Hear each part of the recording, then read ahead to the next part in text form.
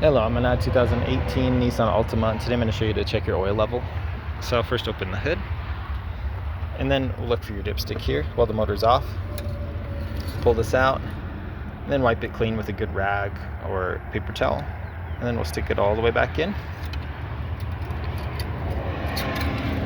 And then pull it right back out. And then from here, there's two little dots there, one next to the H and one on the other end. The H is like your full line, and then the L on the other side is your low line.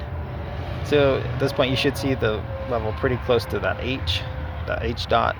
If it's closer to the L dot, then that's the situation you'd want to add some oil. So stick this back in.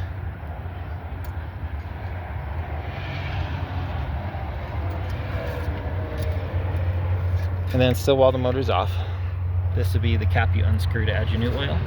So you just unscrew this, and then with a funnel or straight from your quart of oil, just fill here as needed. Try not to overfill if you can help it. And also double check your owner's manual, a good online source that using the best type of oil.